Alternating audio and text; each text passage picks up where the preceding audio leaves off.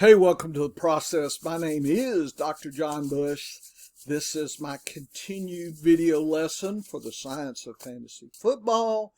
I've been so deep into my weekly consistency tool, looking at something called counts over median. Start back at the beginning to catch all this. This is part B, wide receivers. And long story short, my so-called comms are sticky between year to year and can be used to highlight players that potentially in 2023 will be drafted to our advantage. At least that's the idea. And we will start. And again, this part 5B, you should have start all the way at the beginning. So, predictive wise, top 10% last year, top 11 to 33% or below 34% consistency last year. What did they do the next year? Of the, I don't know, this is 40, 144, 164 that were in the top 10. 84 of them came back in the top 10 again. So they repeated. 60 of them were in the next group, 11 to 33. So this would be WR1 territory, maybe some high twos. This would be definite twos, maybe some high threes. And these would be 20 out of 166 were low, and that would have been failures. So you had some failures. And here's the distribution from the mid-pack. How many of them rose up and really did well? The number, 56, looks good, but look at the total. Okay, that's 266, 310. 316, something like that. So that's about 20% or something. Not bad. But that means 10 of those wide receivers, only 2 will be taking the trip up. Okay. And then the ones that were below 34% last year, 245 of them sucked again. So rarity. 11 total out of about, 350 or so, whatever this is, 330. And so if we plot that, we're looking at the green. The highest greens are obviously the top 10 last year. They come back for us. The mid-pack, we got some, but some sadness too. And the ones that really sucked, rarely is that. Everybody talk about that sleeper. Rarely do you find that sleeper. Most of them are here. Sad. Okay, in red, that means that's sad. So if you look at a pie diagram, 51% who were great last year continue that. Okay, 51. So you got, flip a coin, folks. You got a 50-50 shot with no research, no other guessing. There it is. So a lot of these pundits, think about it. If you have 100 pundits, fantasy pros, right? And I'm telling you, the top 10 were, in consistency were good last year, and half of them will come back good this year. That means theoretically, there's some stats, but theoretically, there's going to be a handful out of 100 pundits that will do really great. By chance. Okay? So, how many do it every year? So, if you're looking at that data from Fantasy Pros, the year to year, show me the last 5 or 10. Then we might have something, right? So, just realize, it's the billion monkeys typing on a billion in the old days, we had a typewriter, didn't have a computer. Typing on your keyboard will come up with Shakespeare's Hamlet. Okay, a billion. Yeah, there's 1 or 2 monkeys that are going to do that, right? So, but if you start with 10 monkeys and one of them does it, okay, I'm getting very interested in that one. So I believe in fool by randomness.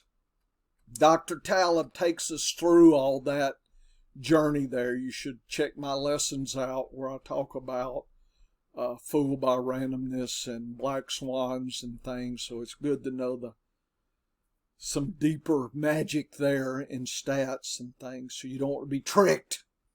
So the fantasy pros year to year, like I said, you get enough of them, 200 or 300 of them, there's going to be a handful that are really great. You can be, wow, these people know what they're doing.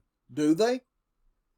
Okay. You're saying, what about you, Dr. Bush? Hey, follow along, see what you get. Doesn't cost you any money to figure me out. 51% success. So that's a pretty good shot. What about in the mid-pack? Look at 11 to 33. Only 17 came back and did well. 42 did okay. So if you look at the orange and the green in the top 10 last year, what is that? 88. So almost every one is going to give you at least 33% consistency, be in the top 33%. That's not bad. Okay, so you don't have, but it's those 12% failures hurt a lot. Now, see, I've got to figure this out, and I've got to do some thinking. The impact of having a 12% failure in your high draft capital is not the same as having a low rent capital like down here at 71%. The impact here can't be great because you know what you're getting in the sadness here. Mid-pack, you have about 41% failure. So 3.5 times failure rate here. So you got some significant failures in here. About 59% success if you count mid-group and better. Okay, but you got some downside to, so you really need to think about this is where this separates the memes from the reels right here. This group. These everybody knows. So anybody that, 5 years in a row can find this 3%, then you got something. You really show me something, show me that data.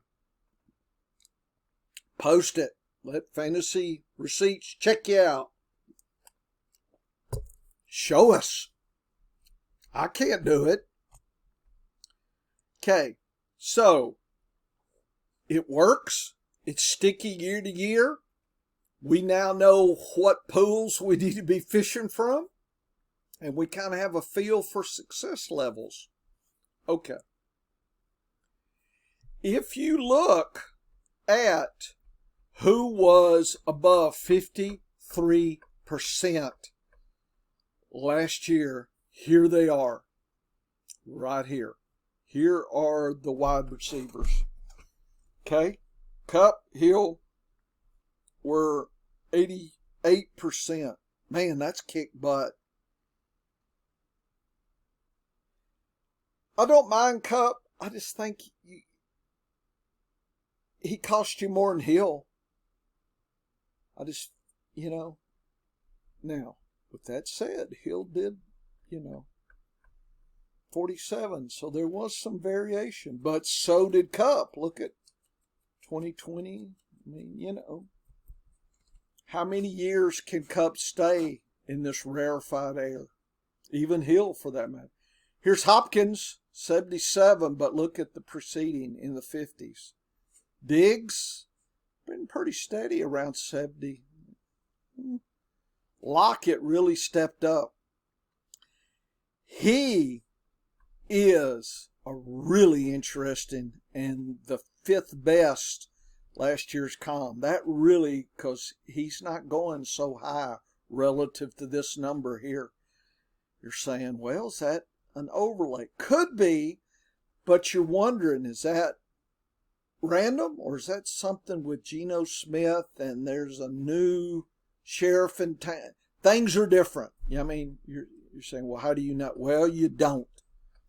You have to kind of get your mojo working there. But you got some draft capital that you can waste on him. But I think I don't know where he's going as ADP, but it's not in the top 12.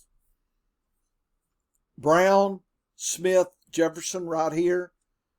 Amon-Ra really stepped it up, 68%. Chase, isn't Chase being drafted? Is he drafted as first? I'm just saying, consistency, folks. Is he worth a 1? Versus Hill, or I don't know. I may be picking others. Thomas, if he can get back, he's 66. I just don't, he might be okay. Here's 3-year values if you're interested as well. That's another way to. Lamb went up a little bit. Adams has gone down a little bit, so you wonder, on the downside of that. Higgins is staying about there. Allen, 60%. You could live with that. Metcalf, boy, Lockett really excelled versus Metcalf. Godwin at 53. You hope he bounces back. He's deep too.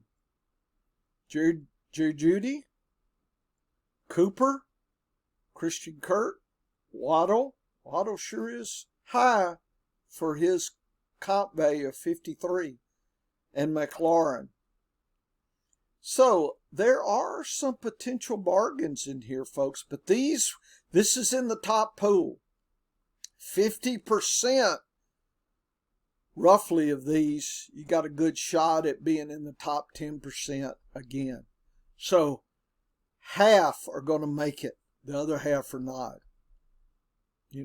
Now, almost 90% are going to give you 33% or better. So, the floor's not too bad here in this group. So even if you miss on somebody like Lockett or, a Thomas, or, he shouldn't fall too low, but 50% chance of some goodness. You got a 41% chance of failure. So now the stakes get high.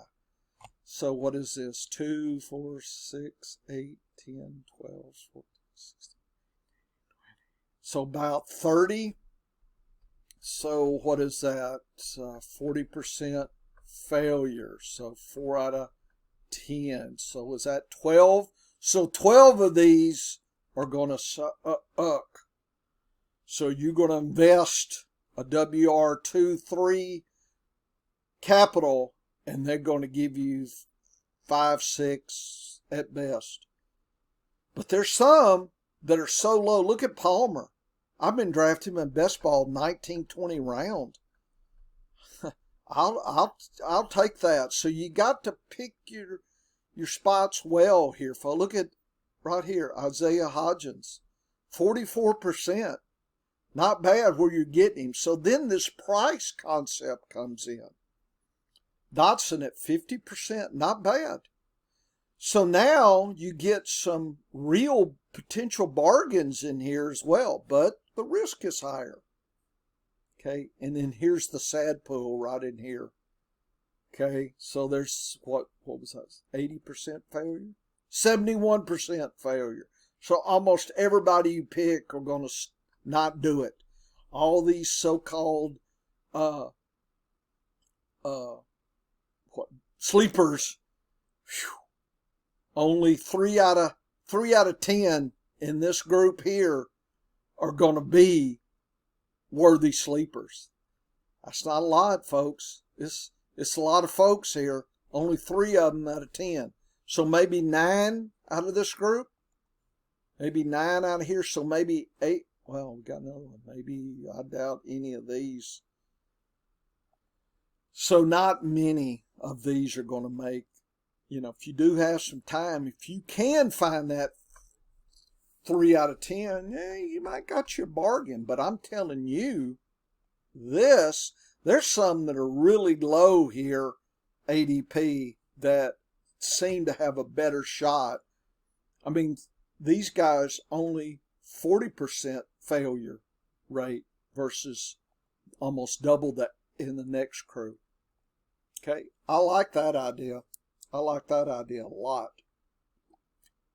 So I'll be fishing in here. Okay, I'm winding down here on this overall group. What I'm going to do now, and I don't have it right now, but I am going to put the late July ADP, some projection data and whatnot, all together with these COM scores, and I'm going to try to compare all these together and see if we can spot these draft capital bargains. I mean, that's really where we're going to. I've identified the pools, so we kind of know the percentages and what pools we're fishing from in each of these positions here. I've shown you the data here. And so now we have an opportunity here. Have an opportunity to pick our spots here. And that's the whole point of filling out your draft sheet, is your later targets here. But just as long as you understand the failure rate and whatnot, right? Okay. So you need to be thoughtful about it.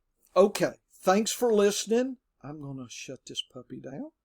And this will be the end of my first level of the comms versus 2023. I'm going to get deeper still, and we're going to include some extra stuff to consider. So it's going to get deep. So I'll have more lessons coming. Thanks for listening.